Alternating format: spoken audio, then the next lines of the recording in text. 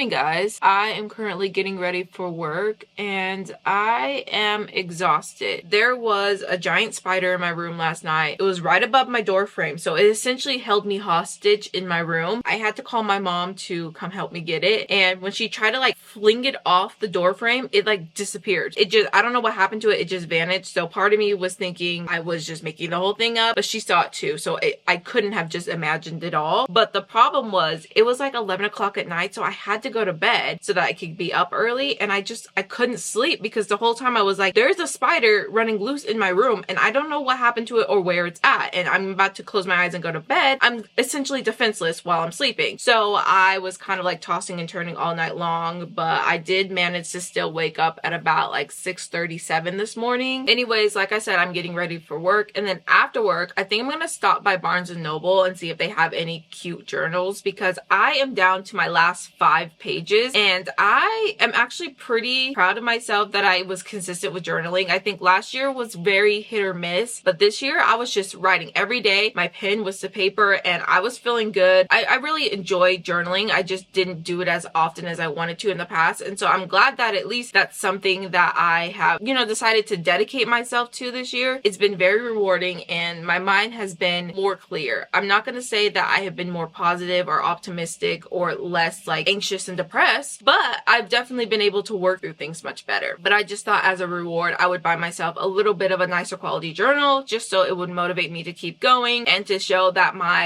to reward my hard work essentially.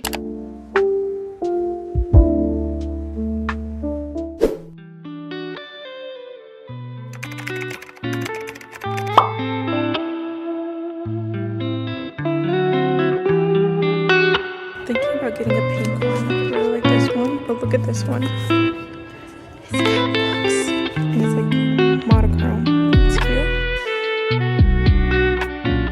Here's the journal I ended up picking out. I'm really glad that I stuck with just the plain pink one, because although I really did love the journal with the books on the cover, I just feel like it was too much and I wanted something a little bit more plain and simple. And if I decide that the cover is a little too plain, I can always just decorate it with some stickers or something. So I'm glad that I went with this one. I also really love pink. It's my favorite color, so it just felt like very fitting. I also think this one's a little bit bigger than the other one. There's like more pages in here. It will take me a little bit longer to fill it up, which I'm okay with. I kind of wanted something that wouldn't run out so quickly, because I feel like the journal I was just writing in, I started at the beginning of the year, and yes, it is the midpoint, which I'm very happy that I wrote for a full 6 months in there, but I feel like I would much rather have one journal for the whole year rather than going back and getting more and more journals. So hopefully this one will last me the rest of the year, and then it will also probably take me into like a little bit of the beginning of next year. But I'm really excited because right now I'm going to be making my analog bag, and I've been wanting to do this since the beginning of the year and I've just kept putting it off. But I finally went through all of my hobbies and picked out a few of my favorite ones that I'm going to be putting together in a bag, and this is the bag that I'm going to be using. My goal was not to go out and buy anything. I just wanted to fill the bag with everything that I already had at home. I've also had this bag for a few years. I think my friend got it for me for my birthday, maybe like my 20th or 21st birthday, which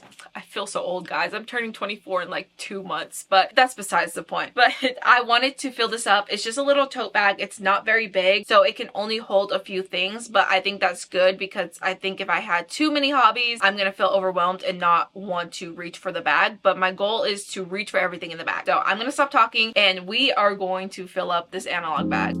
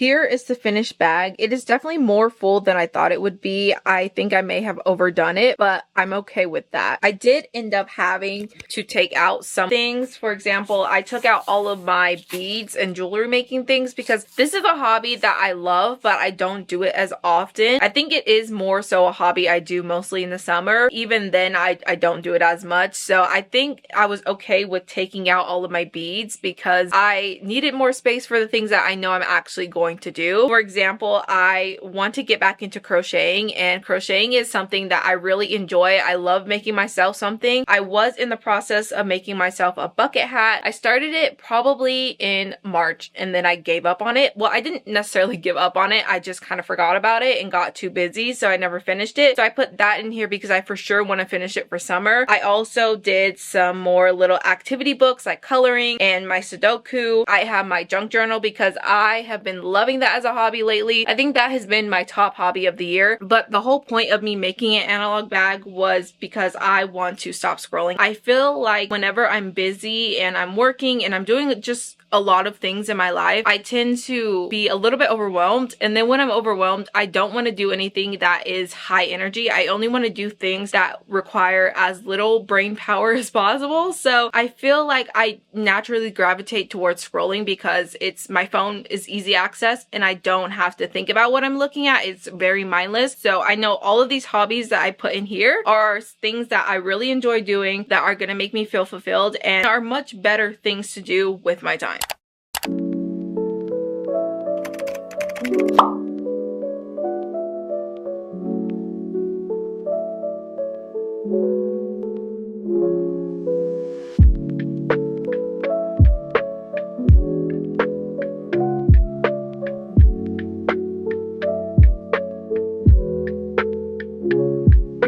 The next thing I really want to do is some manifestation, and I feel like manifesting, specifically like scripting out your life, is probably one of the best ways you can romanticize your life. I used to do it all the time, and the reason I really enjoyed it was just because it gave me a clear direction as to where I want my life to go and how I want it to look like, and it also gave me the opportunity to write down all of the actual steps I need to take or want to take in order to achieve this sort of like ideal version of myself. And I can just remember back like a year or two ago when I was manifesting and scripting out my life consistently, I felt really good. And I really was much more optimistic than I am now. I feel like my life was very much more organized. And as a type A girly, I thrive off of structure and organization. My life has not been that lately. I did do goal setting at the beginning of the year, and then I went through and reviewed my goals to see how many of them I actually accomplished. And I'll be honest, it probably